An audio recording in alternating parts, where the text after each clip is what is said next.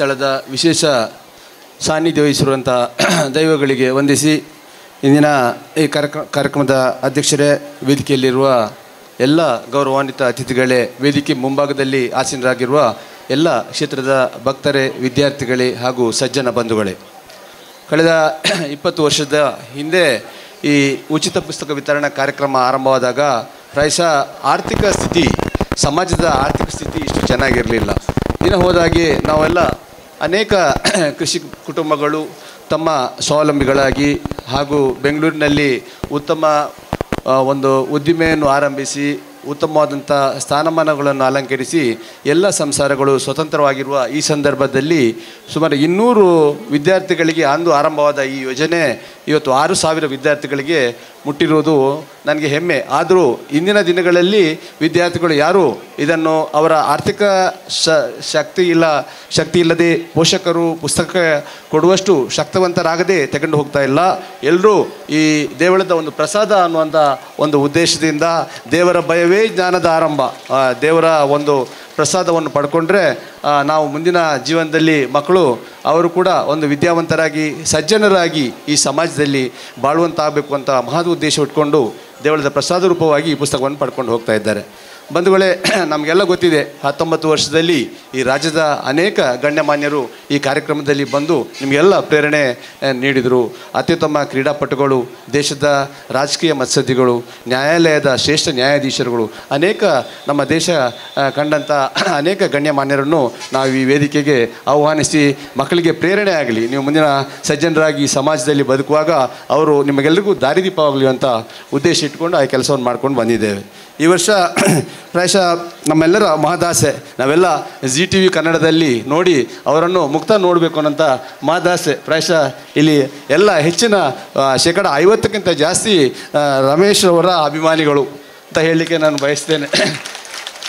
ರಮೇಶ್ ಅರವಿಂದ್ ಅವರು ನಾವು ಇಲ್ಲಿ ಕರ್ಕೊಂಡು ಬರಬೇಕು, ಈ 20ನೇ ವರ್ಷದ ಕಾರ್ಯಕ್ರಮವನ್ನು ಅತ್ಯಂತ ಯಶಸ್ವಿಯಾಗಿ ನಡೆಸಬೇಕು ಅಂತೇಳಿ ನಮ್ಮ ಆಸೆಗೆ ಅನುಗುಣವಾಗಿ ನಾವು ಅವರನ್ನು ಆಹ್ವಾನಿಸಿದ ಮೇರೆಗೆ ಅವರು ವೇದಿಕೆಯಲ್ಲಿ ಆಸೀನರಾಗಿದ್ದಾರೆ. ನಿಮಗೆಲ್ಲ ಗೊತ್ತಿದ್ದಾಗೆ ಅವರು ಪ್ರಾಯಶಃ ಚಿತ್ರರಂಗದಲ್ಲಿ ಒಂದು ಸರಳತೆ ಹಾಗೂ ಸಜ್ಜನಿಕೆಗೆ ಹೆಸರುವಾಸಿಯಾದಂಥ ರಮೇಶ್ ರವರು ನಮಗೆ ಇಲ್ಲಿ ಬಂದಿರೋದು ನಮಗೆಲ್ಲರಿಗೂ ಸುಯೋಗ ಅಂತ ನಾನು ಭಾವಿಸ್ತೇನೆ. ಮೇರು ನಟರಾಗಿ ಕರ್ನಾಟಕ ಅಲ್ಲ ಇಡೀ 7 ಸಪ್ತ ಸಾಗರದ ಆಚೆ ಕೂಡ ರಮೇಶ್ ಅವರಿಗೆ ಅಭಿಮಾನಿಗಳನ್ನು ಹೊಂದಿದ್ದಾರೆ. ಅಂತ ಮೇರು ನಟರನ್ನು ನಾನು ನಿಮ್ಮೆಲ್ಲರ ಪರವಾಗಿ ಅತ್ಯಂತ ಗೌರವಪೂರ್ವಕವಾಗಿ ಕಾರ್ಯಕ್ರಮಕ್ಕೆ ಸ್ವಾಗತಿಸ್ತಾ ಇದ್ದೇನೆ. ನಮ್ಮ ಆಹ್ವಾನದ ಮೇರೆಗೆ ನಮ್ಮ ತಾಲೂಕಿನ ಹಿರಿಯ ಮತ್ಸದ್ದಿಗಳು ನಮಗೆಲ್ಲ ಅನೇಕ ಮಾರ್ಗದರ್ಶಕರನ್ನು ನೀಡಿರುವಂಥ ನಮ್ಮ ತಾಲೂಕಿನ ಮಾನ್ಯ ವಿಧಾನ ಪರಿಷತ್ತಿನ ಶಾಸಕರಾದ ಪ್ರತಾಪ್ ಸಿಂಹ ನಾಯ್ಕರನ್ನು ಕೂಡ ಗೌರವಪೂರ್ವಕವಾಗಿ ಕಾರ್ಯಕ್ರಮಕ್ಕೆ ಸ್ವಾಗತಿಸಿದ್ದೇನೆ. ಸಿರಿ ಸಹೋದ್ಯೋಗ ಸಂಸ್ಥೆ ಈ ವರ್ಷ ನಮ್ಮೊಂದಿಗೆ ಸಹಯೋಗ ನೀಡಿದೆ.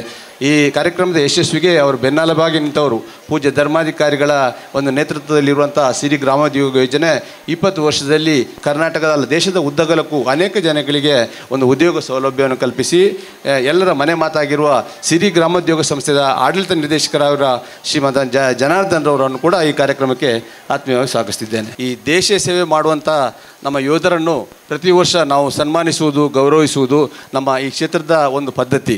ನಮ್ಮ ವಿಶೇಷವಾಗಿ ಕಳೆದ ಒಂದು 5-6 ವರ್ಷದಿಂದ ನಾವು ವಿಶೇಷ ಸಾಧಕರನ್ನು ಕೂಡ ಇಲ್ಲಿ ಗೌರವಿಸ್ಕೊಂಡು ಬಂದಿದ್ದೇವೆ.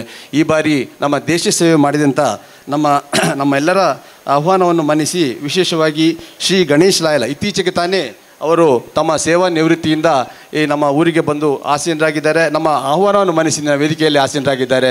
ಅವರನ್ನು ನಾನು ನಿಮ್ಮೆಲ್ಲರ ಪರವಾಗಿ ಅತ್ಯಂತ ಗೌರವಪೂರ್ವಕವಾಗಿ ಸ್ವಾಗತಿಸ್ತಿದ್ದೇನೆ. ಶ್ರೀ ಸಂಜೀವ್ ಕುಲಾಲ್ರವರು ನಾನು ಬೆಂಗಳೂರಿಂದ ವಾಪಸ್ ಬರ್ತಾ ಇರುವಾಗ ನಮಗೆ ವಿಮಾನದಲ್ಲಿ ಭೇಟಿಯಾಯಿತು. ಸಂಜೀವ್ ಕುಲಾಲ್ರವರು ನಮ್ಮ ಪಕ್ಕದಲ್ಲಿ ಆಸೀನರಾಗಿದ್ದರು. ಅವರು ನಿವೃತ್ತಿಯಾಗಿ ಬರ್ತಾ ಇರುವವರು ಅವರು ನಾವು ಭೇಟಿಯಾಗಿ ಅವರನ್ನು ಕೂಡ ಈ ಕಾರ್ಯಕ್ರಮಕ್ಕೆ ಆಹ್ವಾನಿಸಿದ್ದೇನೆ. ಅವರು ಬಂದಿದ್ದಾರೆ, ಅವರಿಗೂ ಆತ್ಮೀಯವಾಗಿ ಸ್ವಾಗತಿಸಿದ್ದೇನೆ. ಹಾಗೆ ಶ್ರೀ ಸೂರಜ್ ಅವರು ನಮ್ಮ ಸ್ಥಳೀಯ ಯುವಕ, ಈ ಊರಿನ ಎಲ್ಲ ಯುವಕರಿಗೆ ಪ್ರೇರಣೆಯಾಗಿ ಅವರು ಕೂಡ ಭಾರತೀಯ ಭೂಸೇನೆಯಲ್ಲಿ ಸೇವೆ ಸಲ್ಲಿಸುತ್ತಿದ್ದಾರೆ. ಅವರು ಮುಂದಿನ ಪೀಳಿಗೆಗೆ ಈ ಭಾಗದ ಎಲ್ಲ ಯುವಕರಿಗೆ ಪ್ರೇರಣೆ ಆಗಲಿಕ್ಕಿದ್ದಾರೆ. ಅವರನ್ನು ಕೂಡ ಈ ಕಾರ್ಯಕ್ರಮಕ್ಕೆ ಸ್ವಾಗತಿಸಿದ್ದೇನೆ. ವಿಶೇಷವಾಗಿ ಈ ಕಾರ್ಯಕ್ರಮದಲ್ಲಿ ವಿಶೇಷ ಸಾಧಕರಾಗಿರುವಂಥ ಶ್ರೀಮತಿ ಸಬಿತಾ ಮೋನಿಸ್ ಅವರು ವೇದಿಕೆಯಲ್ಲಿ ಆಸೀನರಾಗಿದ್ದಾರೆ. ಅವರನ್ನು ಕೂಡ ಈ ಕಾರ್ಯಕ್ರಮಕ್ಕೆ ಸ್ವಾಗತಿಸಿದ್ದೇನೆ.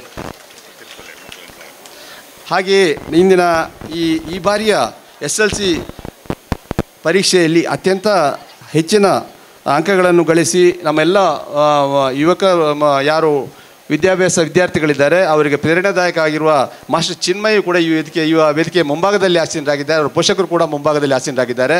ಅವರನ್ನು ಕೂಡ ಈ ಕಾರ್ಯಕ್ರಮಕ್ಕೆ ಅತ್ಯಂತ ಆತ್ಮೀಯವಾಗಿ ಸ್ವಾಗತಿಸಿದ್ದೇನೆ. ಇವತ್ತಿನ ಹಾಗೆ ಧ್ವನಿ ಭಟ್ ಹಾಗೂ ಅನುಪ್ರಿಯ PUC ರ್ಯಾಂಕ್ ವಿಜೇತರು ಕೂಡ ವೇದಿಕೆಯಲ್ಲಿ ಮುಂಭಾಗದಲ್ಲಿ ಆಸೀನರಾಗಿದ್ದಾರೆ. ಕ್ಷೇತ್ರದ ಪದ್ಧತಿಯಂತೆ ಈ ಸಮಾರಂಭದ ಅಧ್ಯಕ್ಷತೆಯನ್ನು ನಮ್ಮ ಅಣ್ಣಾಜಿಯವರು ವಹಿಸಿರುತ್ತಾರೆ. ಅವರನ್ನು ಕೂಡ ನಾನು ಈ ಕಾರ್ಯಕ್ರಮದ ಪರವಾಗಿ ಗೌರವಪೂರ್ವಕವಾಗಿ ಸ್ವಾಗತಿಸಿದ್ದೇನೆ. ನಮ್ಮ ಆಹ್ವಾನದ ಮೇರೆಗೆ ಊರಿನ ಗಣ್ಯರು ಅನೇಕರು ನೀವು ವೇದಿಕೆ ಮುಂಭಾಗದಲ್ಲಿದ್ದೀರಿ. ನಮ್ಮ ಆಹ್ವಾನವನ್ನು ಮನ್ನಿಸಿ ಮಾತೆಯರು ಹೆಚ್ಚಿನ ಸಂಖ್ಯೆಯಲ್ಲಿ ಆಗಮಿಸಿದ್ದೀರಿ. ಹಾಗೂ ಪತ್ರಿಕಾ ಮಿತ್ರರು ಕೂಡ ಆಗಮಿಸಿದ್ದಾರೆ, ದೃಶ್ಯ ಮಾಧ್ಯಮದವರು ಆಗಮಿಸಿದ್ದಾರೆ. ನಿಮ್ಮೆಲ್ಲರನ್ನೂ ಈ ಕಾರ್ಯಕ್ರಮಕ್ಕೆ ಸ್ವಾಗತಿಸಿ ನನ್ನ ಮಾತುಗಳು ಮುಗಿಸ್ತೇನೆ.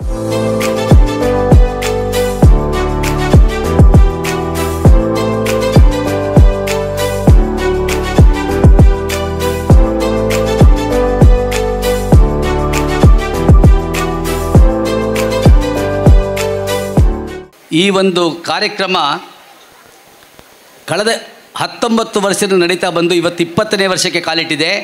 ದ್ವಿದಶಮಾನೋತ್ಸವದಲ್ಲಿ ಈ ಕಾರ್ಯಕ್ರಮದ ಸಂಭ್ರಮದಲ್ಲಿದ್ದರೆ 2004ರಲ್ಲಿ ಪೂಜ್ಯ ವೀರೇಂದ್ರ ಹೆಗ್ಗಡೆಯವರು ಆರಂಭಿಸಿದಂತಹ ಸಿರಿ ಸಂಸ್ಥೆಗೂ ಕೂಡ 20ನೇ ವರ್ಷ, ಅದು ಕೂಡ ದ್ವಿದಶಮಾನೋತ್ಸವ ಸಂಭ್ರಮದಲ್ಲಿದ್ದೀವಿ. ಕಳೆದ ವರ್ಷ ನಮ್ಮ ಪೂಜ್ಯರು ಖ್ಯಾತ ಚಲನಚಿತ್ರ ನಟರಾದಂತಹ ಶ್ರೀ ರಮೇಶ್ ಅರವಿಂದ್ ಅವರನ್ನ ರಾಯಭಾರಿಯಾಗಿ ತಗೊಂಡ ಮೇಲೆ ಇವತ್ತು ಸಿರಿ ಅನ್ನೋದು ಮನೆ ಮಾತಾಗಿದೆ. ಪ್ರತಿಯೊಬ್ಬರಿಗೂ ಸಿರಿ ಅವರು ಕೊಟ್ಟಂತಹ ಟ್ಯಾಗ್ಲೈನ್ ಸಿರಿ ಸರಿ ಎಲ್ಲ ಕಡೆ ಮನೆ ಮಾತಾಗಿದೆ. ಪ್ರತಿಯೊಂದು ಪ್ರಿಂಟ್ ಆ್ಯಂಡ್ ಎಲೆಕ್ಟ್ರಾನಿಕ್ ಮೀಡಿಯಾದಲ್ಲಿ ಸಿರಿ ಅಂದ ತಕ್ಷಣ ಜನ ಸರಿ ಅನ್ನೋ ಅಷ್ಟು ಅದು ಪಾಪ್ಯುಲರ್ ಮಾಡಿರ್ತಕ್ಕಂಥವರು ರಮೇಶ್ ಅರವಿಂದ್ ಅವರು. ಅವರಿಗೆ ಒಂದು ದೊಡ್ಡ ಚಪ್ಪಾಳೆ. 2004ರಲ್ಲಿ ಮಾರುಕಟ್ಟೆಯಲ್ಲಿ ಆಗ್ತಕ್ಕಂತಹ ಸಮಸ್ಯೆಗಳನ್ನು ಪರಿಹರಿಸಿ ನಮ್ಮ ನಿರುದ್ಯೋಗಿ ಯುವಕ ಯುವತಿಯರು ಮತ್ತು SHG ಮೆಂಬರ್ಸ್ಗಳು ಮಾಡ್ತಕ್ಕಂತಹ ಉತ್ಪನ್ನಗಳನ್ನು ಮಾರಾಟ ಮಾಡೋದಕ್ಕೆ ಪರಮ ಪೂಜ್ಯ ವೀರೇಂದ್ರ ಹೆಗ್ಗಡೆಯವರು ಮತ್ತು ಮಾತೋಶ್ರೀ ಅಮ್ಮನವರು ಹುಟ್ಟು ಹಾಕಿದ ಸಂಸ್ಥೆ ಶ್ರೀ ಧರ್ಮಸ್ಥಳ ಸಿರಿ ಗ್ರಾಮೋದ್ಯೋಗ ಸಂಸ್ಥೆ. ಸೆಕ್ಷನ್ 8 ಕಂಪನಿಯಲ್ಲಿ ಈ ಒಂದು ಸಿರಿಯನ್ನು ಆರಂಭ ಮಾಡಿದ್ರು. ಸುಮಾರು 2000 ಮಹಿಳೆಯರು 20 ಲಕ್ಷದ ಮೂಲ ಬಂಡವಾಳದಿಂದ ಆರಂಭವಾದಂತಹ ಸಿರಿ ಸಂಸ್ಥೆ ಇವತ್ತು ರಾಜ್ಯದಾದ್ಯಂತ ಸುಮಾರು 300 ಔಟ್ಲೆಟ್ಗಳನ್ನು ಹೊಂದಿದೆ. ಫ್ರಾಂಚೈಸಿ ಮೂಲಕ ನಮ್ಮದೇ ಆದಂತಹ ಕಂಪನಿಯ 14 ಅಂಗಡಿಗಳನ್ನು ಹೊಂದಿದ್ದೇವೆ. 15 ಲೈನ್ ಸೇಲ್ಗಳಲ್ಲಿ ಸುಮಾರು ಕಳೆದ ವರ್ಷ 30 ಕೋಟಿಯ ವ್ಯವಹಾರವನ್ನು ಮಾಡಿ ಸಿರಿಯ ಉತ್ಪನ್ನಗಳು ಇವತ್ತು ಎಲ್ಲ ಕಡೆ ದೊರಕುವಂತೆ ಮಾಡಿರೋದು ಪೂಜ್ಯ ವೀರೇಂದ್ರ ಹೆಗ್ಗಡೆಯವರ ಮತ್ತು ಮಾತೋಶ್ರೀ ಅಮ್ಮನವರ ಆಶೀರ್ವಾದವಾದರೆ, ಈ ಕಳೆದ 2 ವರ್ಷಗಳಿಂದ ಅದಕ್ಕೆ ಜೀವ ತುಂಬಿದವರು ಶ್ರೀ ರಮೇಶ್ ಅರವಿಂದ್ರವರು. ನಮ್ಮಲ್ಲಿ ಬೇರೆ ಬೇರೆ ರೀತಿಯ ಉತ್ಪನ್ನಗಳು ದೊರಕುತ್ತೆ. ಅದು ಸಿದ್ಧ ಉಡುಪುಗಳಿರ್ಬೋದು, ಅಗರಬತ್ತಿಗಳಿರ್ಬೋದು, ಉಪ್ಪಿನಕಾಯಿ, ನಿಮ್ಮ ಬ್ಲೀಚಿಂಗ್ ಪೌಡರ್ಗಳಿರ್ಬೋದು, ಕೊಬ್ಬರಿ ಎಣ್ಣೆ, ಹೀಗೆ ಹಲವು 10 ದಿನೋಪಯೋಗಿ ವಸ್ತುಗಳನ್ನು ಒಳ್ಳೆಯ ಉತ್ಕೃಷ್ಟ ಬೆಲೆಗೆ ಉತ್ಕೃಷ್ಟ ಗುಣಮಟ್ಟಕ್ಕೆ ಸಮನಾದಂತಹ ಒಂದು ಉತ್ಪನ್ನಗಳನ್ನು ನಮ್ಮ SHG ಮೆಂಬರ್ಗಳು ಸ್ತ್ರೀ ಸಬಲೀಕರಣಕ್ಕೋಸ್ಕರ ಆರಂಭವಾದಂಥ ಈ ಸಂಸ್ಥೆಯಲ್ಲಿ ನಮ್ಮ ಸೆಲ್ಫ್ ಹೆಲ್ಪ್ ಗ್ರೂಪ್ ಸ್ವಸಹಾಯ ಸಂಘದ ಸದಸ್ಯರುಗಳು ಇವುಗಳನ್ನೆಲ್ಲ ಉತ್ಪಾದನೆ ಮಾಡಿ ಇವುಗಳ ಮಾರಾಟವನ್ನು ಮಾತ್ರ ಸಿರಿ ಸಂಸ್ಥೆ ಮಾಡ್ತಾಯಿದೆ ಅಂತ ಹೇಳೋದಕ್ಕೆ ನನಗೆ ಹೆಮ್ಮೆ ಆಗ್ತಾಯಿದೆ. ಈ ಒಂದು ಸಿರಿ ಸಂಸ್ಥೆಯ ಅಭಿವೃದ್ಧಿಯನ್ನು ಕಂಡಂತಹ ಪೂಜ್ಯರು ಈಗ ಬೆಳ್ತಂಗಡಿಯಲ್ಲಿ ಸುಮಾರು 7 ಎಕರೆ ಜಾಗದಲ್ಲಿ 1.5 ಲಕ್ಷ ಸ್ಕ್ವೇರ್ ಫೀಟ್ ಬಿಲ್ಡಿಂಗನ್ನು ಕಟ್ತಾ ಇದ್ದಾರೆ.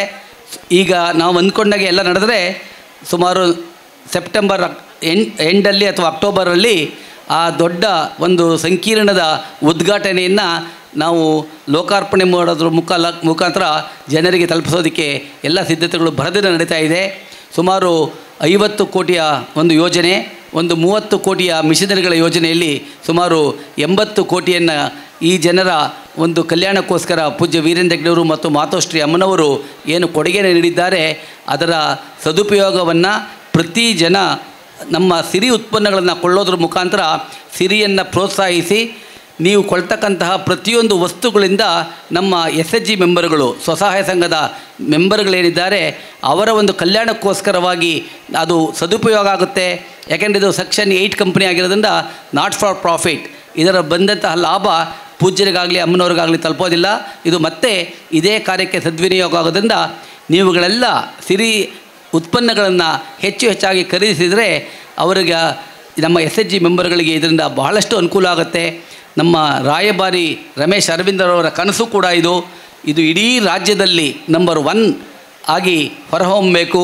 ಎಲ್ಲ ಉತ್ಪನ್ನಗಳು ಒಳ್ಳೆಯ ದರದಲ್ಲಿ ಒಳ್ಳೆಯ ಗುಣಮಟ್ಟದ ಉತ್ಪನ್ನಗಳು ದೊರಕುವಂತೆ ಮಾಡೋದಕ್ಕೆ ನಮ್ಮನ್ನೆಲ್ಲ ಕೈ ಹಿಡಿದು ಪ್ರೋತ್ಸಾಹಿಸಿ ಅಂತ ಹೇಳ್ತಾ, ಈ ಒಂದು ಕಾರ್ಯಕ್ರಮದಲ್ಲಿ ನಾವು ಮತ್ತು ನಮ್ಮ ಶಿವಪ್ರಸಾದ್ ಅಜಿಲ್ರವರು ಯಾವುದೋ ಒಂದು ಸಂಭಾಷಣೆಯಲ್ಲಿದ್ದಾಗ ನಮಗೆ ಯಾವುದೋ ಒಂದು ಪ್ರೇರಣೆ ಆಗಿದೆ, ರಮೇಶ್ ಅರವಿಂದ್ ಅವ್ರನ್ನ ಹೇಗಾದರೂ ಮಾಡಿ ಕರ್ಕೊಬನ್ನಿ ಅಂತ ಹೇಳಿದಾಗ ನಾವು ಮತ್ತು ಅಜಿಲ್ರವರು ಹೋಗಿ ಪೂಜ್ಯರಲ್ಲಿ ಅರಿಕೆ ಮಾಡಿಕೊಂಡಾಗ ಅವರು ಇನ್ನು ಒಳ್ಳೆಯ ಕಾರ್ಯಕ್ರಮ ಮಾಡ್ತಾಯಿದ್ದೀರಿ, ಸಾವಿರಾರು ಮಕ್ಕಳಿಗೆ ಪುಸ್ತಕ ವಿತರಣೆ ಮಾಡ್ತಾಯಿದ್ದೀರಿ, ಯೋಧರಿಗೆ ಸನ್ಮಾನವನ್ನು ಮಾಡ್ತಾಯಿದ್ದೀರಿ, ಉಚಿತ ಆರೋಗ್ಯ ತಪಾಸಣೆ ಶಿಬಿರವನ್ನು ಮಾಡ್ತಾಯಿದ್ದೀರಿ, ಯಾರು ರ್ಯಾಂಕ್ ವಿಜೇತರನ್ನು ಪ್ರೋತ್ಸಾಹಿಸುವುದರ ಮೂಲಕ ಬೇರೆಯವರಿಗೆ ಮೋಟಿವೇಟ್ ಮಾಡ್ತಾಯಿದ್ದೀರಿ, ಇಂತಹ ಒಳ್ಳೆಯ ಕಾರ್ಯಕ್ರಮಕ್ಕೆ ನಾವು ಸಾಥ್ ಕೊಡ್ತೇವೆ ಅಂತ ಹೇಳಿ ಪೂಜ್ಯರು ಆಶೀರ್ವಾದ ಮಾಡಿ ಅವತ್ತು ಕಳಿಸಿದ್ದು ಈ ಒಂದು ಕಾರ್ಯಕ್ರಮಕ್ಕೆ ರಮೇಶ್ ಅರವಿಂದರವರು ಬರೋದಕ್ಕೆ ಸಾಕ್ಷಿಯಾಯಿತು.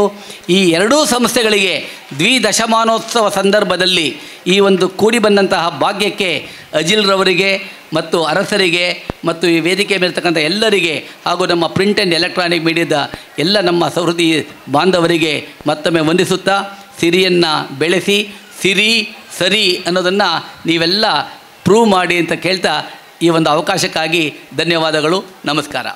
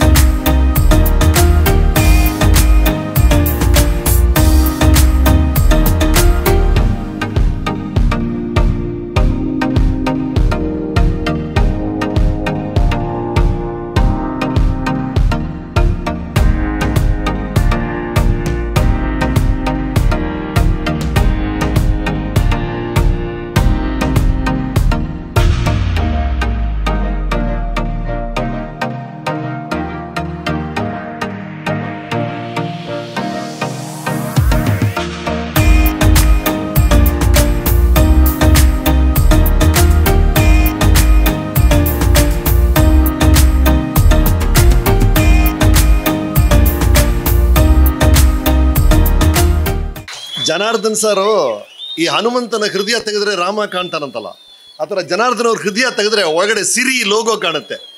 ಅಷ್ಟು ಸಿರಿಗೆ ಅರ್ಪಿಸ್ಕೊಂಡ್ಬಿಟ್ಟಿದ್ದಾರೆ ಅವರು. ಅವರು ಸಿರಿಯನ್ನು 2 ವರ್ಷ ಆಯಿತು ನಮ್ಮ ಈ ಬ್ರ್ಯಾಂಡ್ ಅಂಬಾಸಿಡರ್ ಶುರುವಾಗಿ, ಪ್ರತಿ ಕ್ಷಣ ಸಿರಿಯನ್ನು ಹೇಗೆ ಬೆಸ್ಟ್ ಬ್ರ್ಯಾಂಡ್ ಆಫ್ ಕರ್ನಾಟಕ ಅಥವಾ ಇಂಡಿಯಾ ಮಾಡೋದನ್ನು ಯೋಚನೆಯಲ್ಲೇ ಇರ್ತಾರೆ. ಥ್ಯಾಂಕ್ ಯು ಜನಾರ್ದನ್ ಅವರೇ for your kind words. And ಭಾಳ ಖುಷಿ ಆಗ್ತಿದೆ. ಈ ಇಡೀ ಸಮಾರಂಭ 63,000 ವಿದ್ಯಾರ್ಥಿಗಳಿಗೆ ಉಚಿತವಾಗಿ ಬುಕ್ಗಳನ್ನು ಕೊಟ್ಟಿದ್ದಾರೆ ಅಂದರೆ ಅರಸರು. ನಮ್ಮಮ್ಮ ಹೇಳೋರು, ನೀವು ಒಂದು ಮಾವಿನ ಬೀಜ ಹಾಕಿದ್ರೆ ಆ ಮಾವಿನ ಮರದಿಂದ ಒಂದೇ ಒಂದು ಮಾವಿನ ಹಣ್ಣು ಬರೋದಿಲ್ಲ, 100 ಮಾವಿನ ಹಣ್ಣು ಕೊಡುತ್ತದು, 1000 ಮಾವಿನ ಹಣ್ಣು ಕೊಡುತ್ತೆ. ಅದೇ ಥರ ನೀವು ಒಂದು ಒಳ್ಳೆಯ ವಿಷಯ ಮಾಡಿದ್ರೆ ನಿಮಗೇ 100 ಒಳ್ಳೆಯ ವಿಷಯಗಳಾಗುತ್ತೆ, ನಿಮಗೇ 100 ಒಳ್ಳೆಯ ವಿಷಯಗಳು ಬರುತ್ತೆ ಅಂತ ಹೇಳೋರು ಅಮ್ಮ. ಹಾಗಾಗಿ ಸರ್, ನೀವು ಮಾಡ್ತಿರೋ ಈ ಧರ್ಮ ಕಾರ್ಯದಿಂದ ನಿಮಗೆ, ನಿಮ್ಮ ವಂಶದವರಿಗೆ, ನಿಮ್ಮ ಗ್ರಾಮಕ್ಕೆ ಅದ್ಭುತವಾದ ಒಳ್ಳೆಯ ವಿಷಯಗಳು ನಡೆಯುತ್ತೆ. Thank you so much. It's an amazing thing. ಇನ್ನು ಕಾವ್ಯಂದ್ರು, ನಾನು ಮೊನ್ನೆ ಪೇಪರಲ್ಲಿ ನೋಡ್ತೀನಿ, ಈ ಕಡೆ CM ಆ ಕಡೆ DCM ಬಂದಿದ್ದಾರೆ ಧರ್ಮಸ್ಥಳಕ್ಕೆ.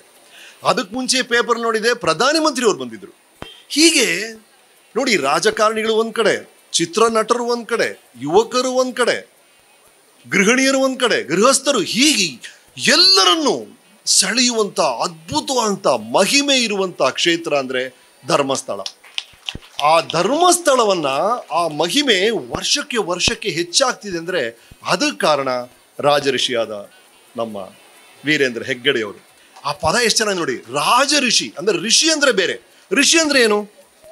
ಧಾರ್ಮಿಕ ಮನಸ್ಥಿತಿ ಅಥವಾ ಆಧ್ಯಾತ್ಮಿಕ ಮನಸ್ಥಿತಿ, ಯೋಗ, ಧ್ಯಾನ, ಅವ್ರನ್ನ ಋಷಿ ಅಂತ ಕರಿತೀವಿ. ರಾಜ ಅಂದ್ರೆ ಯಾರು? ನಿಮ್ಮನ್ನೆಲ್ಲ ಕಾಪಾಡೋರು, ನಿಮ್ಮ ಹಿತಕ್ಕಾಗಿರೋರು, ವೈರಿಗಳಿಂದ ನಿಮ್ಮನ್ನು ರಕ್ಷಣೆ ಮಾಡೋರು. ಇದು ಬೇರೆ ರೋಲು, ಅದು ಬೇರೆ ರೋಲು. ಇದು ಬೇರೆ ಪಾತ್ರ, ಅದು ಬೇರೆ ಪಾತ್ರ.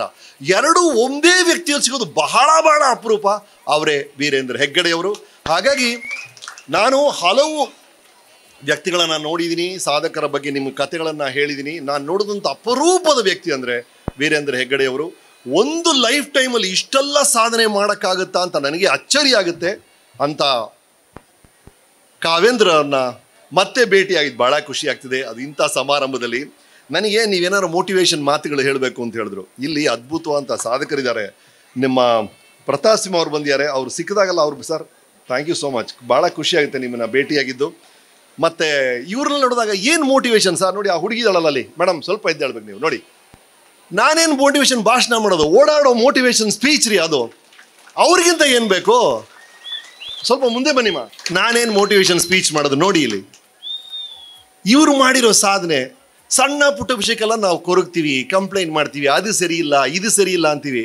ಇವ್ರು ಮಾಡಿರೋ ಸಾಧನೆ ನೋಡಿ. ಇವ್ರ ಮುಂದೆ ನಾವೆಲ್ಲ ಸಣ್ಣವರಾಗ್ಬಿಡ್ತೀವಿ. ನಿಮ್ಮ ಅಕ್ಕಪಕ್ಕನೇ ಇರ್ತಾರೆ ಇಂಥ ಮಾದರಿಗಳು. ನಾವು ವೀಕೆಂಡ್ ವಿತ್ ರಮೇಶಲ್ಲಿ ಸಾಧಕರೆಲ್ಲ ತೋರಿಸ್ತೀವಲ್ಲ, ಆ ಥರ 100 ಜನ ನಿಮ್ಮ ಹಳ್ಳಿಯಲ್ಲಿ ಇರ್ತಾರ್ರಿ. ನೀವು ಸ್ವಲ್ಪ ನೋಡ್ಬೇಕಷ್ಟೇ. ಥ್ಯಾಂಕ್ ಯು ಮಾ, ಬಹಳ ಖುಷಿ ಆಯಿತು ನಿಮ್ಮ ಭೇಟಿಯಾಗಿ. Thank you so much, thank you so much. Golconda ಮೈನ್ದು ಒಂದು ಕಥೆ ಇದೆ. ಗೋಲ್ಕೊಂಡ ಮೈನ್ ಅಂದರೆ ಅಲ್ಲಿರುವಂಥ ವಜ್ರಗಳು ಬೇರೆ ಎಲ್ಲೂ ಇಲ್ಲ ಪ್ರಪಂಚದಲ್ಲಿ ಅಂತ ಒಬ್ಬನು ಸುದ್ದಿ ಸಿಕ್ಬಿಡ್ತು. ಈ ಮೈನ್ ಎಲ್ಲಿದೆ ಅಂತ ಗೊತ್ತಿಲ್ಲ ಅವನಿಗೆ, ಎಲ್ಲೋ ಇದೆ ಅಕ್ಕಪಕ್ಕ ಇದೆ ಅಂತ ಗೊತ್ತಾಯ್ತು ಅವನಿಗೆ. ಸರಿ ಅಂತ ಒಂದು ಮ್ಯಾಪ್ ಸಿಕ್ತು, ಗೋಲ್ಕೊಂಡ ಮೈನ್ ಎಲ್ಲಿದೆ ಅಂತ. ಅದನ್ನ ನೋಡ್ದ. ಅವ್ನು ಇರೋ ಬರೋ ಕೆಲಸ ಎಲ್ಲ ಬಿಟ್ಟ, ಅವನ ಹತ್ರ ದುಡ್ಡನ್ನು ತೊಗೊಂಡು ಆ ಮೈನನ್ನು ಹುಡ್ಕೊಂಡು ಹೋದ 20 ವರ್ಷ ಹುಡುಕಿದಾನೆ, ಅವನು ಸಿಕ್ಕಲೇ ಇಲ್ಲ. ಇರೋ ಬರೋ ಕಾಸೆಲ್ಲ ಒಟ್ಟೋಯ್ತು, ಆರೋಗ್ಯ ಒಟ್ಟೋಯ್ತು. ಕೊನೆಗೆ ಸುಸ್ತಾಗಿ ಮನೆಗೆ ಬಂದು ಕಲ್ ಮೇಲೆ ಕೂತ. ನೋಡಿದ್ರೆ ಎದುರುಗಡೆ ಅದನ್ನು ಮಿನ ಅಂತಿತ್ತು. ಏನದು ಅಂತ ಅಗದು ನೋಡಿದ್ರೆ ಅವನ ಮನೆ ಕೆಳಗೆ ಇತ್ತಂತೆ ಗೋಲ್ಕೊಂಡ ಮೈನ್. ಅವನು ಪ್ರಪಂಚ ಎಲ್ಲ ಸುತ್ತಿದ್ದಾನೆ 20 ವರ್ಷ. ಅದು ಗೋಲ್ಕೊಂಡ ಮೈನ್ನ ಕತೆ. ಹಾಗಾಗಿ ನೀವು ಏನೇನೋ ಅನ್ಕೊಳ್ತೀರಿ, ಅಲ್ಲಿದೆ ಅವ್ನು ಗ್ರೇಟ್, ಇವ್ನು ಗ್ರೇಟ್. ಯಾರು ಇಲ್ಲ ಸರ್, ನಿಮ್ಮ ಮನೆಯಲ್ಲೇ ಇರ್ತಾರೆ ಸರ್. ನಿಮ್ಮ ಅಪ್ಪನಿಗಿಂತ ಗ್ರೇಟ್ ವ್ಯಕ್ತಿ, ನಿಮ್ಮ ಗಂಡನಿಗಿಂತ ಗ್ರೇಟ್ ವ್ಯಕ್ತಿ, ನಿಮ್ಮ ಹೆಂಡತಿಗಿಂತ ಒಂದು ಗ್ರೇಟ್ ವ್ಯಕ್ತಿ ಹೊರಗಡೆ ಇಲ್ಲ. ಗೋಲ್ಕೊಂಡ ಮೈನ್ ನಿಮ್ಮ ಮನೆಯಲ್ಲಿದೆ. ದಯವಿಟ್ಟು ಅದನ್ನು ಮೊದಲು ಅಪ್ರಿಷಿಯೇಟ್ ಮಾಡಿ. ಹೊರಗಡೆ ಇರೋಲ್ಲ ಆಮೇಲೆ ಮಾಡೋಣ. ಹೊರಗಡೆ ಇರೋರು ನಿಮ್ಮ ಅಣ್ಣ, ನಿಮ್ಮ ತಮ್ಮ, ನಿಮ್ಮ ಸ್ನೇಹಿತ, ಅದಕ್ಕಿಂತ ಒಂದು ಗ್ರೇಟ್ ವ್ಯಕ್ತಿ ಹೊರಗಡೆ ನ್ಯೂಸ್ ಪೇಪರೆಲ್ಲ ಸಿಗೋದಿಲ್ಲ. ಹಾಗ ಅವ್ರಿಗೆ ಮೊದಲು ಮರ್ಯಾದೆ ಕೊಡಿ. ನಾನು ಒಂದು ಕತೆ ಎಲ್ಲ ಕಡೆ ಹೇಳ್ಕೊಂಬರ್ತಾ ಇದ್ದೀನಿ. ಒಬ್ಬ ಫುಟ್ಪಾತಲ್ಲಿ ನಡ್ಕೊಂಡು ಹೋಗ್ತಿದ್ದ. ಎದುರುಗಡೆ ನೋಡ್ತಾನೆ, ಇಬ್ಬರು ಕೆಲಸ ಮಾಡ್ತಿದ್ದಾರೆ. ಒಬ್ಬ ಗುಂಡಿ ಅಗಿತಾನೆ, ಇನ್ನೊಬ್ಬ ಆ ಮಣ್ಣನ್ನು ಮತ್ತೆ ಗುಂಡಿಯಲ್ಲಿ ಹಾಕಿ ಮುಚ್ತಾನೆ. ಮತ್ತೆ 10 ಅಡಿ ನಡೀತಾರೆ. ಇವನು ಗುಂಡಿ ಅಗಿತಾನೆ, ಆ ಮಣ್ಣನ್ನು ಹಾಕಿ ಅವ್ನು ಮುಚ್ತಾನೆ. 3-4 ಸಲ ಆಯಿತು. ಇವನು ತಲೆ ಕೆಟ್ಟೋಯ್ತು. ಈ ಕಡೆ ನೋಡ್ತಾ ಇದ್ನಲ್ಲ, ಏನ್ರಯ್ಯ ಮಾಡ್ತಿದ್ದೀರಾ ಅಂದರು. ಅವ್ರು ಹೇಳಿದಂತೆ, ಗುರುವೇ, ನಾವು 3 ಜನ ಕೆಲಸಗಾರರು.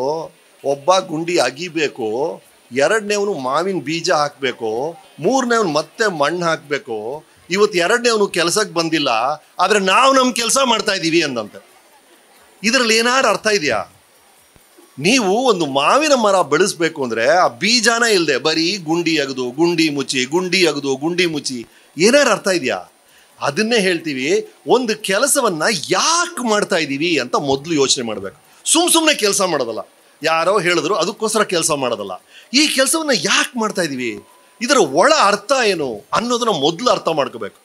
ನಾವೆಲ್ಲ ಯಾಕೆ ಈ ಕೆಲಸಗಳು ಮಾಡ್ತೀವಿ? ನಾನು ಯಾಕೆ ಮಾಡ್ತೀನಿ, ಡೈರೆಕ್ಟ್ ಮಾಡ್ತೀನಿ, ನೀವು ಯಾಕೆ ಇದು ಕೆಲಸಕ್ಕೆ ಹೋಗ್ತೀರಾ, ಇವ್ರು ಯಾಕೆ ರಾಜಕಾರಣ ಮಾಡ್ತಾರೆ, ಇದನ್ನೆಲ್ಲ ನೀವು ನೋಡಿದ್ರೆ ಓಕೆ, ಇದರಿಂದ ಇದು, ಅದಾದ್ಮೇಲೆ ಅದು ಸಿಗುತ್ತೆ, ಅದಾದ್ಮೇಲೆ ಅದು ಸಿಗುತ್ತೆ, ಕೊನೆಗೆ ಯಾಕೆ ಒದ್ದಾಡ್ತಿದ್ವಿ ನಾವೆಲ್ಲ ಅಂದರೆ ಖುಷಿ ಬೇಕು ನಮ್ಮೆಲ್ರಿಗೂ, ನಾವೆಲ್ಲರೂ ಹ್ಯಾಪಿಯಾಗಿರ್ಬೇಕು.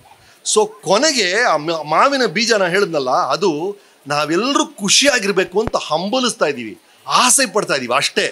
ಆ ಖುಷಿ ಎಲ್ಲಿ ಸಿಗುತ್ತೋ ಅದನ್ನು ಹಿಡ್ಕೊಂಡ್ಬಿಡ್ಬೇಕು. ಆ ಖುಷಿನೇ ಇಲ್ಲದೆ ಬೇರೆ ಎಲ್ಲ ಮಾಡಿದ್ರು ವೇಸ್ಟ್ ರೀ. ನಿಮಗೆ ಎಷ್ಟೇ ಕಿರೀಟಗಳು ಸಿಕ್ಕಿದ್ರು, ಎಷ್ಟೇ ದುಡ್ಡು ಸಿಕ್ಕಿದ್ರು, ಖುಷಿನೇ ಇಲ್ಲ ಅಂದರೆ ಆ ಗುಂಡಿ ಅಗದು ಗುಂಡಿ ಮುಚ್ಚೋದಲ್ಲ, ಆ ಕತೆ ಆಗೋಗುತ್ತೆ. ಸೊ ಆ ಖುಷಿ ಎಲ್ಲಿ ಸಿಗುತ್ತೆ? ಹ್ಯಾಪಿನೆಸ್ನ ಗುಡ್ ಏನು ಅಂತ ಸೈಂಟಿಸ್ಟ್ ಎಲ್ಲ ರಿಸರ್ಚ್ ಮಾಡಿದ್ದಾರೆ, ಪ್ರಪಂಚ ಅಂತ. ಇದು ಸೈಂಟಿಫಿಕ್ ಪ್ರಿನ್ಸಿಪಲ್, ನಾನು ಹೇಳ್ತಿರೋದಲ್ಲ. ಅವ್ರು ಹೇಳ್ತಿರೋದು 5 ವಿಷಯಗಳು. ಈ 5 ವಿಷಯಗಳಿಂದ ನಿಮಗೆ ಖಂಡಿತವಾಗಲೂ ಖುಷಿ ಸಿಗುತ್ತೆ. ಮೊದಲನೇದು ಯಾವುದು? ಅರ್ಥಪೂರ್ಣವಾದ ಕೆಲಸ. ಬರೀ ಕೆಲಸ ಅಲ್ಲ, ಸುಮ್ಮನೆ ಬೆಳಗ್ಗೆ ಎದ್ದು ಕೆಲಸಕ್ಕೆ ಹೋದೆ, ಸಂಜೆ ಬಂದೆ, ಸಂಬಳ ತಗೊಂಡೆ, ಅದಲ್ಲ. ಅರ್ಥಪೂರ್ಣವಾದ ಕೆಲಸ. ನಿಮ್ಮ ಹೆಂಡತಿ ಅಡುಗೆ ಮಾಡ್ತಾಳಂದ್ರೆ ಅವ್ರಿಗೆ ಯಾವಾಗ ಖುಷಿ ಆಗುತ್ತೆ ಅಂದರೆ ನೀವು ಮೆಚ್ಚಬೇಕು, ಏನು ಉಪ್ಪಿಟ್ಟು ಕಣೆ, ಸೂಪರ್ ಕಣೆ ಅಂತ. ಆಗ ಆ ಕೆಲಸ ಅರ್ಥಪೂರ್ಣ ಅಂತ ಅವ್ರಿಗೆ ಅನಿಸುತ್ತೆ. ಇಲ್ಲಾಂದ್ರೆ ಬರೀ ಅದು ಕೆಲಸ ಆಗಿಬಿಡುತ್ತೆ.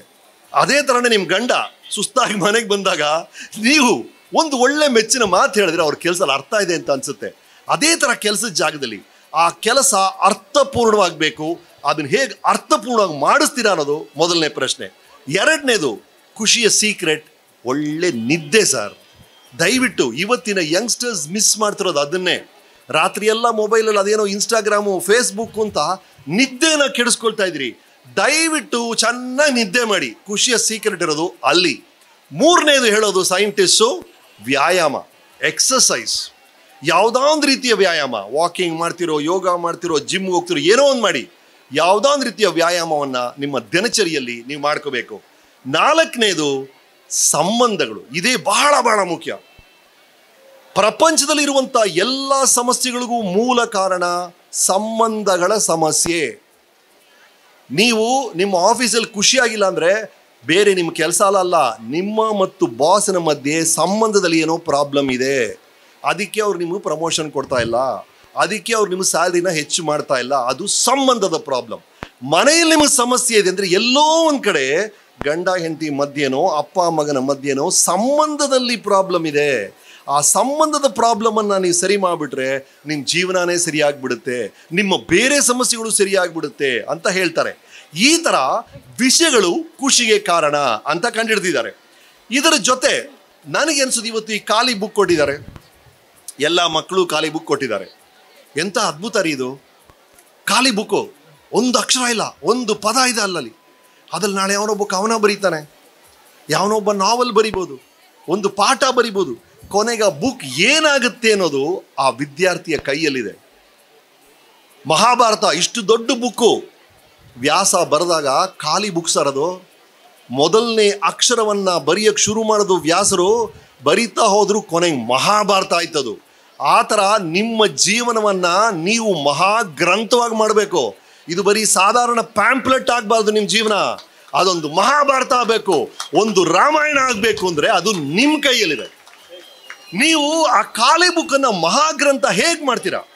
ಮಹಾಗ್ರಂಥಗಳು ಹೇಗಾಗುತ್ತೆ? ಅಥವಾ ಒಂದು ಬುಕ್ ಹೇಗಾಗುತ್ತೆ? ಎಲ್ಲ ಪೇಜು ಚೆನ್ನಾಗಿರುತ್ತೆ. ಒಂದು ಪೇಜ್ ಚೆನ್ನಾಗಿರ್ಬೋದು, ಏನು ಮಾಡಬೇಕು? ಅದರಲ್ಲಿರೋ ಪ್ರತಿಯೊಂದು ಪ್ಯಾರಾಗ್ರಾಫು ಚೆನ್ನಾಗಿರ್ಬೇಕು. ಆ ಪ್ರತಿಯೊಂದು ಪ್ಯಾರಾಗ್ರಾಫ್ ಚೆನ್ನಾಗಿರ್ಬೇಕು ಅಂತ ಇರಬೇಕು. ಒಂದೊಂದು ವಾಕ್ಯನೂ ಚೆನ್ನಾಗಿರ್ಬೇಕು. ಒಂದೊಂದು ವಾಕ್ಯ ಚೆನ್ನಾಗಿರ್ಬೇಕಂದ್ರೆ ಒಂದೊಂದು ಪದಾನು ಚೆನ್ನಾಗಿರ್ಬೇಕು. ಅಷ್ಟೇ. ಒಂದೊಂದು ಪದ ಜೋಡಿಸ್ಕೊಂಡು ಹೋದರೆ ಮಹಾಗ್ರಂಥ ಆಗುತ್ತಲ್ಲ. ಅದೇ ಥರ ನಿಮ್ಮ ಮೂಲಭೂತ ವಿಷಯ, ಒಂದು ಮಹಾಗ್ರಂಥಕ್ಕೆ ಪದ ಹೇಗೆ ಮುಖ್ಯನೋ, ನಿಮ್ಮ ಜೀವನಕ್ಕೆ ಬೇಸ್ ಒಂದೇ ಒಂದು ವಿಷಯ, ಅದನ್ನು ನೀವು ಸರಿ ಮಾಡಿ ಇಡೀ ಜೀವನ ಸರಿಯಾಗಿಬಿಡುತ್ತೆ. ಆ ಬೇಸ್ ಯಾವುದು ಗೊತ್ತಾ? ನೀವು ಯೋಚನೆ ಮಾಡೋ ರೀತಿ. ನಿಮ್ಮ ಯೋಚನೆನೇ ನಿಮ್ಮ ಲೈಫ್ನ ಮಹಾಗ್ರಂಥಕ್ಕೆ ಕಾರಣ ಆಗುತ್ತೆ. ನನ್ನಿಂದ ಆಗುತ್ತೆ ಅನ್ನೋ ಯೋಚನೆ ನಿಮ್ಮ ತಲೆಯಲ್ಲಿದ್ದರೆ ನಿಮ್ಮ ಜೀವನ ಅಮೋಘವಾಗುತ್ತೆ. ನನ್ನಿಂದ ಆಗಲ್ಲ, ನಾನು ವೇಸ್ಟ್ ಬಾಡಿ ಅಂತ ನೀವೇ ಅನುಮಾನ ಪಟ್ಟರೆ ನಿಮ್ಮ ಗ್ರಂಥ ಕಳಪೆ ಗ್ರಂಥ ಆಗುತ್ತೆ. ಸೊ ಬೇಸಿಕಲಿ ಅಷ್ಟೇ ಇದು. ನಿಮ್ಮ ಯೋಚನೆಗಳು ಶ್ರೇಷ್ಠವಾಗಿರಲಿ, ಅಮೋಘವಾಗಿರಲಿ. ನಿಮ್ಮ ಯೋಚನೆಗಳು ನಿಮ್ಮ ತಲೆಯಲ್ಲಿ ನಿಮ್ಮ ಬಗ್ಗೆನೇ. ದಯವಿಟ್ಟು ಕೀಳಾಗಿ ಯೋಚನೆ ಮಾಡಬೇಡಿ. ನಿಮ್ಮ ಬಗ್ಗೆ ಒಂದು ಒಳ್ಳೆ ಯೋಚನೆ ಇರಲಿ. ಎಲ್ಲ ಹಿತವಾದ ವಿಷಯಗಳು, ಎಲ್ಲ ಸುಂದರವಾದ ವಿಷಯಗಳು, ಜೀವನದ ಎಲ್ಲ ವಿಷಯಗಳು ನನಗೆ ಅರ್ಹತೆ ಇದೆ ಅನ್ನೋದನ್ನು ನೀವು ನಂಬಬೇಕು ಸರ್. ನೀವು ನಂಬದೇ ಇದ್ರೆ ಜಗತ್ತು ನಂಬಲ್ಲ. ಹಾಗಾಗಿ ದಯವಿಟ್ಟು ನಿಮ್ಮನ್ನು ನೀವು ನಂಬಿ ಶ್ರಮ ಪಡಿ, ನಿಮ್ಮ ಸ್ಕಿಲ್ಸನ್ನು ಡೆವಲಪ್ ಮಾಡ್ಕೊಳ್ಳಿ. ಮೂರು ವಿಷಯಗಳು ಬೇಕಾಗಿರೋದು. ಒಂದು, ನಿಮ್ಮ ಕೆಲಸದಲ್ಲಿ ನೀವು ಎಕ್ಸ್ಪರ್ಟ್ ಆಗಿರ್ಬೇಕು ಸರ್. ನೀವು ಯಾವ ಕೆಲಸ ಆದರೂ ಪರವಾಗಿಲ್ಲ. ಅಡುಗೆ ಮಾಡ್ತೀರಾ, ನಿಮ್ಮ ಥರ ನಿಮ್ಮ ಫ್ಯಾಮಿಲಿಯಲ್ಲಿ ಯಾರು ಅಡುಗೆ ಮಾಡಲ್ಲ. ನಿಮ್ಮ ನಾದ್ಲಿ, ನಿಮ್ಮ ಅಕ್ಕ, ನಿಮ್ಮ ಅತ್ತೆ ಯಾರು ನಿಮ್ಮ ಥರ ಅಡುಗೆ ಮಾಡಲ್ಲ ಅಂತ ಹೆಸರು ತಗೋಬೇಕು ನೀವು. ಆ ಥರ ನಿಮ್ಮ ಕೆಲಸದಲ್ಲಿ ನಂಬರ್ 1 ಆಗಿ. ನಂಬರ್ 2, ನಂಬಿಕೆಗೆ ಅರ್ಹರಾಗಿ. ಇದೇ ಬಹಳ ಮುಖ್ಯ. 9 ಗಂಟೆಗೆ ಬರ್ತೀವಿ ಅಂದರೆ 9 ಗಂಟೆಗೆ ಬರ್ತಾನಪ್ಪ ಅವನು. 10 ರೂಪಾಯಿ ಸಾಲ ತೊಗೊಂಡ್ರೆ ವಾಪಸ್ ಕೊಡ್ತಾನಪ್ಪ ಅವನು, ಹೇಳಿದ್ರೆ ಮಾಡ್ತಾನಪ್ಪ ಅವನು ಅನ್ನೋ ನಂಬಿಕೆನ ಗಳಿಸ್ಬೇಕು ನೀವು. ನಂಬಿಕೆ ಗಳಿಸಿದಷ್ಟು ಬಾಗಿಲುಗಳು ತೆಗಿತಾ ಹೋಗುತ್ತೆ. ನಿಮಗೆ ಗೊತ್ತಿಲ್ಲದೆ ನೀವು ಎತ್ತರಕ್ಕೆ ಹಾಡ್ತಾ ಇರ್ತೀರಾ. ನಂಬಿಕೆನ ಕಳ್ಕೊಂಡ್ಬಿಟ್ರೆ ಯಾವುದೋ ಒಂದು ಕಾರಣಕ್ಕೆ, ಅಯ್ಯೋ ಫೋನ್ ಮಾಡಿದ್ರೆ ವಾಪಸ್ಸೇ ಫೋನ್ ಮಾಡಲ್ಲ ಗುರು ಅವನು, ಹೋಯ್ತು. ಒಂದು ಸ್ಟೆಪ್ ಕೆಳಗಿಳಿದ್ರಿ ನೀವು, ಹಂಗೆ ಒಂದೊಂದು ಸ್ಟೆಪ್ಪರ ಜಾರ್ಕೊಂಡು ಹೋಗ್ತಿರ್ತೀರ ನೀವು. ಹಾಗಾಗಿ ಎಷ್ಟು ನಂಬಿಕೆಯನ್ನು ಗಳಿಸ್ತಿರೋ ಅಷ್ಟು ಹಾರ್ತೀರಿ ನೀವು. ಮೊದಲನೇದು, ನಿಮ್ಮ ಕೆಲಸದಲ್ಲಿ ಎಕ್ಸ್ಪರ್ಟ್ ಆಗಿ. 2, ನಂಬಿಕೆಯನ್ನು ಗಳಿಸಿ. 3ನೇದು, ನಿಮಗೆ ಸಂಬಂಧಪಟ್ಟ ವಿಷಯಗಳ ಬಗ್ಗೆ ಕಾಳಜಿ ಕೊಡಿ. ನಿಮಗೆ ಸಂಬಂಧ ಇಲ್ಲದೇ ಇರೋ ವಿಷಯಗಳು, ನಿಮಗೆ ಪಾಲಿಟಿಕ್ಸ್ ಇಷ್ಟ ಇಲ್ವಾ, ಕ್ರಿಕೆಟ್ ಇಷ್ಟ ಅಲ್ವಾ, ಅದನ್ನ ನೋಡಿ ಅಂತ ಹೇಳ್ತಾ ಇಲ್ಲ. ಆದರೆ ನಿಮ್ಮ ಕ್ಷೇತ್ರಕ್ಕೆ ಸಂಬಂಧಪಟ್ಟಂಥ ವಿಷಯಗಳು, ನೀವು ಮಾಡ್ತಿರುವಂಥ ಕೆಲಸಕ್ಕೆ ಸಂಬಂಧಪಟ್ಟ ವಿಷಯಗಳ ಬಗ್ಗೆ ಕಾಳಜಿ ವಹಿಸಿ. ಈ 3 ವಿಷಯಗಳು ಇಟ್ಕೊಳ್ಳಿ, ಹಾರ್ತೀರಿ ನೀವು. 2 ನಿಮಗಿರುವಂಥ ಸೂಪರ್ ಪವರ್. 1 ನಿಮ್ಮ ಥಾಟ್, ಇನ್ನೊಂದು ನೀವು ಸಮಯವನ್ನು ಹೇಗೆ ಉಪಯೋಗಿಸ್ತೀರಾ ಅಂತ.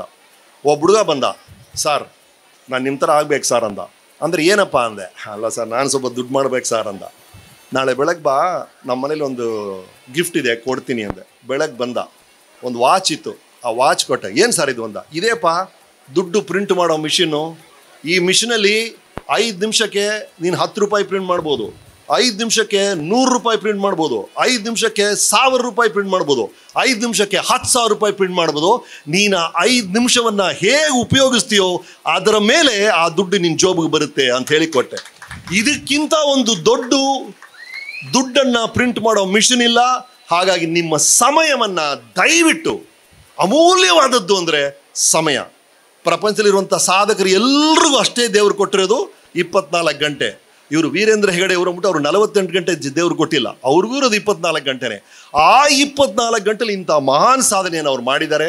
ಹಾಗಾಗಿ ಪ್ಲೀಸ್, ನಿಮ್ಮ ಯೋಚನೆಗಳು, ನೀವು ಸಮಯವನ್ನು ಹೇಗೆ ಉಪಯೋಗಿಸ್ತೀರಾ ಅನ್ನೋದೇ ನಿಮ್ಮ 2 ಮಂತ್ರಗಳಾಗುತ್ತೆ. ಈ 2 ಕಡೆ ಗಮನ ಕೊಡಿ. ನಿಮ್ಮನ್ನೆಲ್ಲ ಭೇಟಿ ಮಾಡಿ ಬಹಳ ಖುಷಿ ಆಯಿತು, ಬಹಳ ಖುಷಿ ಆಯಿತು. ಧನ್ಯವಾದಗಳು, ಧನ್ಯವಾದ.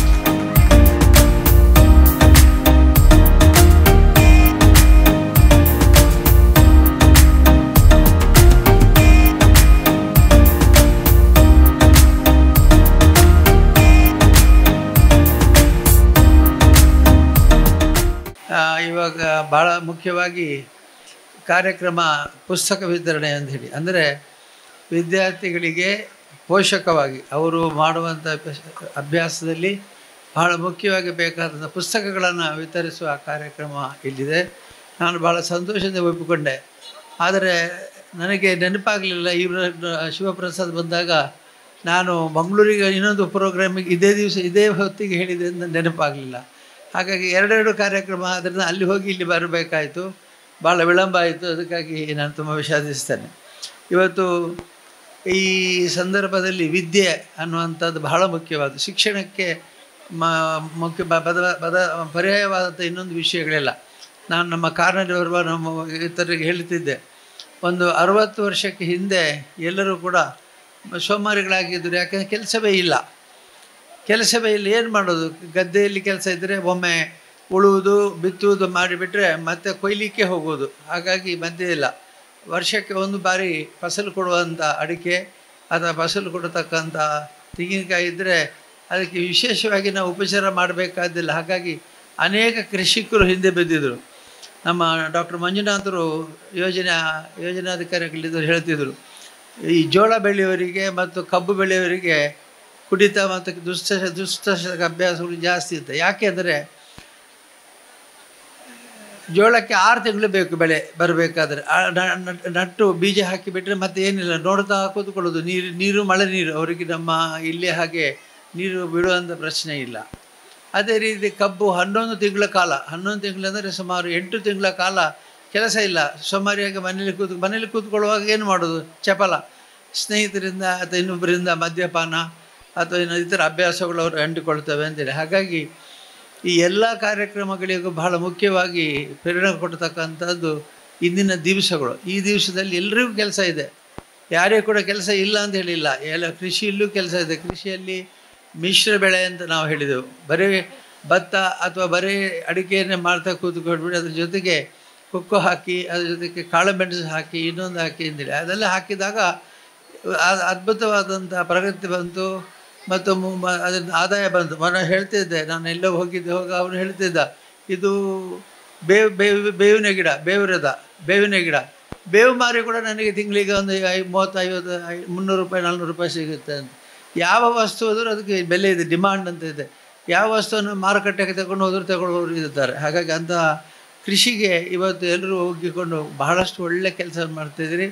ಇಂದಿನ ಕಾರ್ಯಕ್ರಮದಲ್ಲಿ ಈ ಪುಸ್ತಕಗಳನ್ನು ಯಾಕೆ ಕೊಡಬೇಕು ಅಂತಂದರೆ, ಮನೆಯಲ್ಲಿ ಶಿಕ್ಷಣಕ್ಕೆ ಬೇಕಾದ ಫೀಸ್ ಕಟ್ಟೋದು, ಮಕ್ಕಳಿಗೆ ಬಸ್ಸಿನಲ್ಲಿ ಕಳಿಸಲಿಕ್ಕೆ ಖರ್ಚುಗಳಿರ್ತವೆ, ಅದಕ್ಕೆಲ್ಲ ಪೋಷಣೆಯಾಗಿ ಸಹಾಯ ಮಾಡಿದರೆ ಆಗುತ್ತೆ. ನಮ್ಮ ಧರ್ಮಸ್ಥಳಕ್ಕೆ ಬಹಳ ಜನ ಬಂದು ದಾನ ಮಾಡ್ತಾರೆ. ಯಾವುದು ದಾನ ಮಾಡ್ತಾರೆ ಅಂದರೆ ಪುಸ್ತಕಗಳನ್ನು ದಾನ ಮಾಡ್ತಾರೆ ಇದ್ದಾರೆ.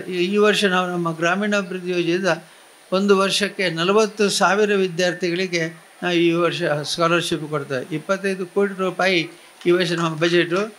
40,000 ಜನಕ್ಕೆ 25 ಕೋಟಿ ರೂಪಾಯಿಯ ಅವರಿಗೆ ಸ್ಕಾಲರ್ಶಿಪ್ಪನ್ನು ನಾವು ಕೊಡ್ತಾಯಿದ್ದೇವೆ.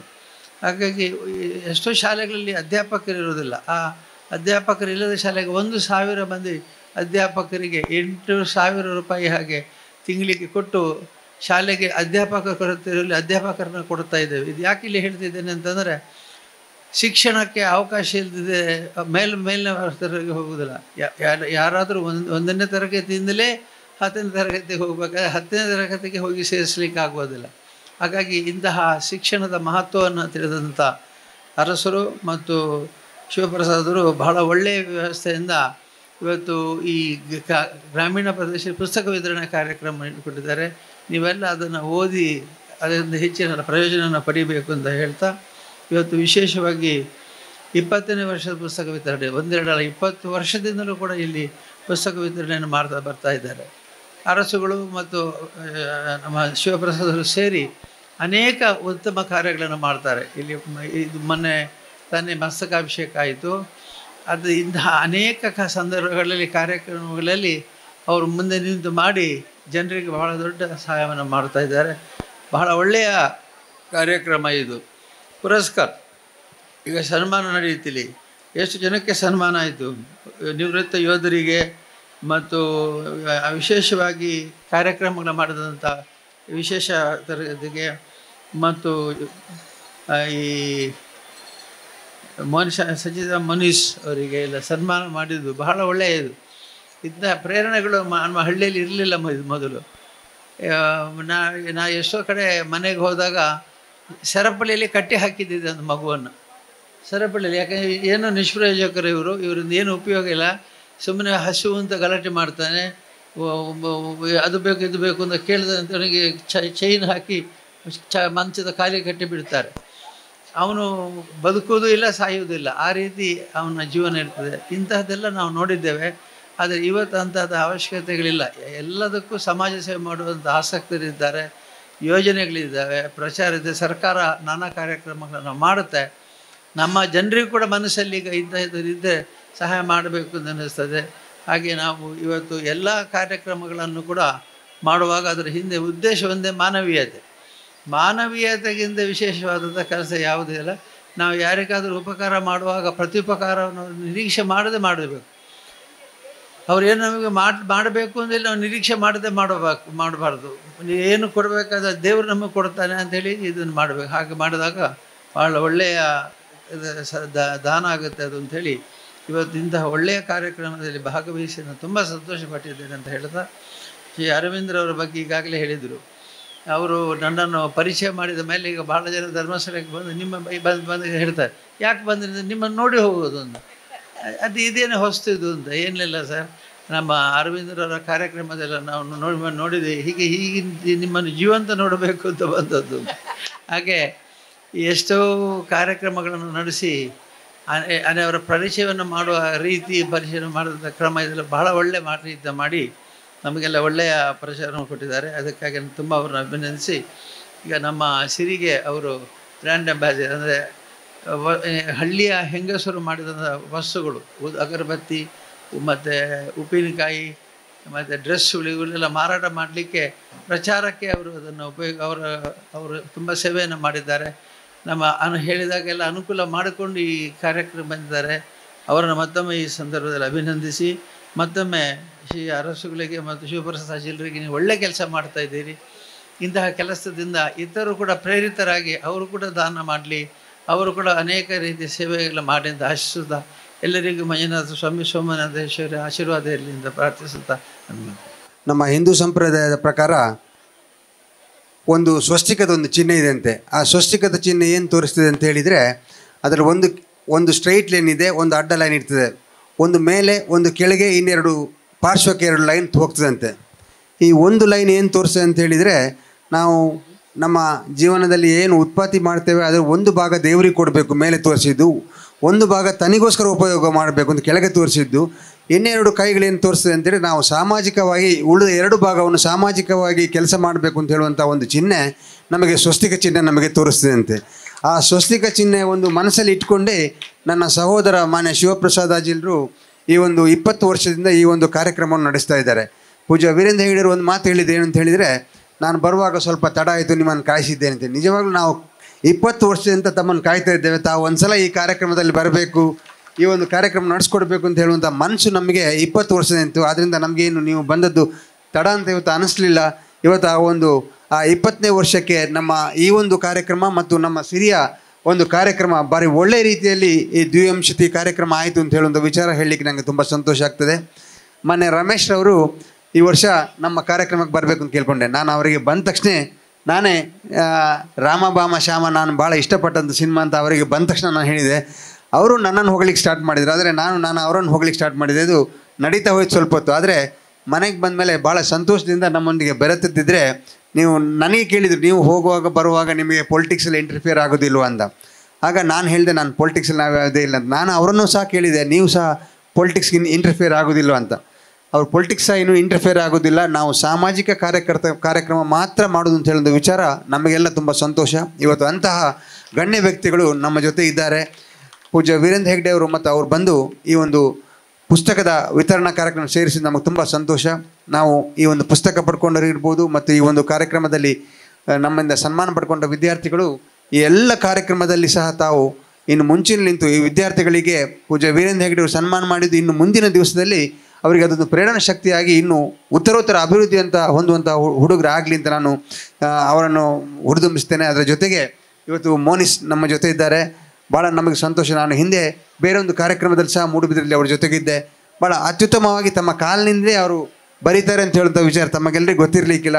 ಅಷ್ಟು ಉತ್ತಮ ರೀತಿಯಲ್ಲಿ ಕಾಲಿನಿಂದ ಬರೆದು ತಮಗೆ ಯಾವುದೇ ತೊಂದರೆ ಇದೆ ಅಂತ ಯಾರಿಗೆ ತೋರಿಸದೆ ಇಷ್ಟು ಮುಂದೆ ಬಂದಿದ್ದಾರೆ ಜೀವನದಲ್ಲಿ ಅಂತ ಅವರು ನಮಗೆಲ್ಲರಿಗೂ ಸಹ ಪ್ರೋತ್ಸಾಹ ಆಗಲಿ, ಮಾರ್ಗದರ್ಶಕರಾಗಲಿ ಅಂತ ನಾನು ಆಶಿಸ್ತೇನೆ. ಅದರ ಜೊತೆಗೆ ನಾವು ಯಾವುದೇ ಕಾರ್ಯಕ್ರಮ ಮಾಡಲಿ ಇಷ್ಟು ತಡಾಗಿ ಅದು ಸಹ ನಮಗೊಂದು ಗಟ್ಟಿಯ ಒಂದು ಧೈರ್ಯ ಇರ್ತದೆ ಪೂಜ್ಯ ವೀರೇಂದ್ರ ಹೆಗ್ಡೆ ಕೇಳುವ. ಯಾಕಂತ ಹೇಳಿದರೆ ಹಳದಂಗಡಿಯ ಕಾರ್ಯಕ್ರಮ ಅಂತ ಹೇಳಿದರೆ, ನಮ್ಮ ಅರಮನೆ ಕಾರ್ಯಕ್ರಮ ಅಂತ ಹೇಳಿದರೆ ಯಾವುದೇ ಕಾರ್ಯಕ್ರಮ ಖಂಡಿತವಾಗ್ಲೂ ಭಾಗವಹಿಸ್ತಾರೆ ಅಂತ ಹೇಳುವಂಥ ಒಂದು ಧೈರ್ಯ ನಮ್ಮ ಮನಸ್ಸಲ್ಲಿತ್ತು. ಅದು ನಮ್ಮ ಮೇಲೆ ಅವರಿಟ್ಟಂತಹ ಪ್ರೀತಿ, ಅರಮನೆ ಮೇಲೆ ಇಟ್ಟಂಥ ಒಂದು ಪ್ರೀತಿ. ಅದಕ್ಕೋಸ್ಕರ ಮೊನ್ನೆ ಮಹಾಮಸ್ತಕಾಭಿಷೇಕ ವಿಚಾರ ತೆಗೆದ್ರವರು ನಮಗೆ ಮಹಾಮಸ್ತಕಾಭಿಷೇಕ ನಾವು ಒಳ್ಳೆ ರೀತಿಯಲ್ಲಿ ನಡೆಸಿರ್ಬೋದು, ಆದರೆ ದ್ರೋಣಾಚಾರ್ಯ ಇರ್ತಾರೆ, ಅವ್ರು ಹಿಂದೆ ಕೂತ್ಕೊಂಡು ಪೂರ್ಣ ನಮಗೆ ಆಶೀರ್ವಾದ ಮಾಡಿದ್ರಿಂದ ಆ ಮಹಾಮಸ್ತಕಾಭಿಷೇಕ ಅಷ್ಟೊಂದು ಸಕ್ಸಸ್ ಆಗಿದೆ ಅಂತ ಹೇಳಲಿಕ್ಕೆ ನಾನು ಭಾಳ ಧೈರ್ಯವಾಗಿ ನಿಮ್ಮ ಮುಂದೆ ಹೇಳ್ತಾ ಇದ್ದೇನೆ.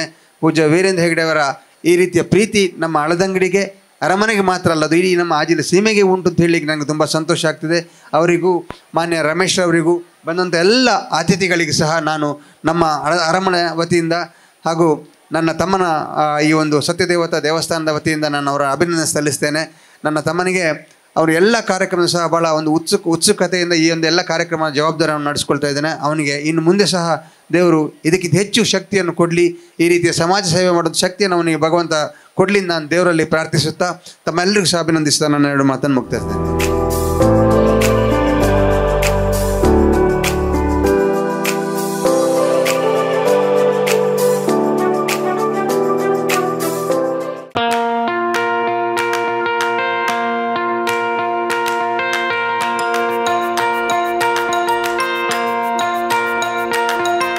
Dr. M.V. Shetty Institutions, Mangaluru. Empowering dreams and achieving greatness since 1985. Dr. M.V. Shetty College prides itself in its history of 38 years. It undertook path-breaking initiatives in Indian higher education with the introduction of innovative and modern curricula, insistence on academic discipline, imparting of holistic education, and adoption of global higher education practices with the support of creative and dedicated staff. First private college in Karnataka offering diverse healthcare programs offers you multiple of courses.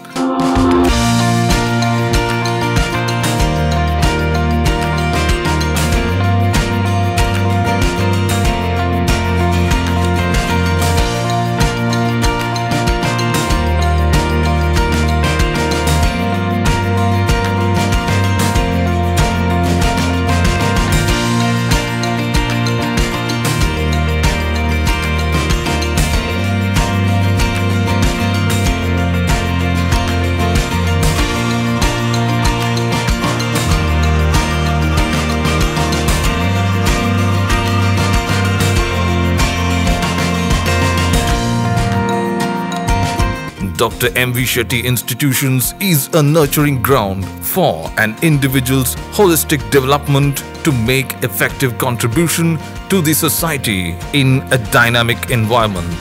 Dr. M.V. Shetty Institutions, Kavur Road, Vidyanagar, Mangaluru, Karnataka, 575013. Contact 0824 248 1048, 0824 248 1096. Website www.mvshettycolleges.edu.in.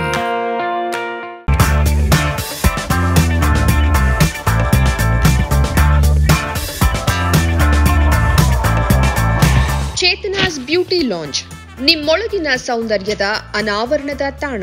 Aesthetic spa, makeup, hair styling, salon ಹೀಗೆ ಎಲ್ಲ ಸೌಂದರ್ಯವರ್ಧಕ ಸೇವೆಗಳು ಒಂದೇ ಸೂರಿನಡಿ. Chetana's educational foundation ಮೂಲಕ ವೈವಿಧ್ಯಮಯ beauty ಕೋರ್ಸ್ಗಳು. Makeup artist ಆಗಬೇಕೆಂಬ ಕನಸಿರುವವರಿಗೆ ಅತ್ಯುತ್ತಮ ಅವಕಾಶ. 2 ದಿನಗಳಿಂದ ಆರಂಭಿಸಿ 6 ತಿಂಗಳವರೆಗಿನ ವೈವಿಧ್ಯಮಯ ಬ್ಯೂಟಿ, ಮೇಕಪ್ ಕೋರ್ಸ್ಗಳು. ಅಂತಾರಾಷ್ಟ್ರೀಯ ಮಟ್ಟದಲ್ಲಿ ಸೌಂದರ್ಯವರ್ಧಕ ತರಬೇತಿ ಪಡೆದಿರುವ ಚೇತನಾ ಎಸ್ ಅವರಿಂದ ನುರಿತ ತರಬೇತಿ.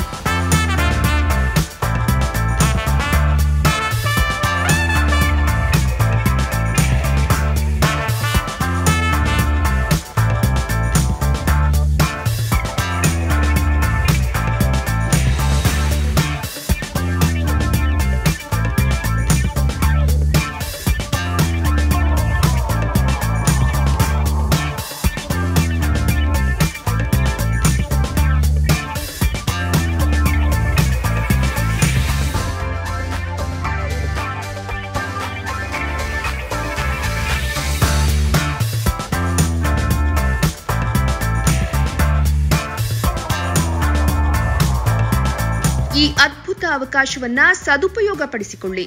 ಚೇತನಾಸ್ ಬ್ಯೂಟಿ ಲಾಂಜ್ 3ನೇ ಮಹಡಿ, Kankanadi gate building, Kankanadi bypass ರಸ್ತೆ, ಮಂಗಳೂರು 575002. ಮೊಬೈಲ್ ಸಂಖ್ಯೆ 9845292411, 9108583714, 8904173914.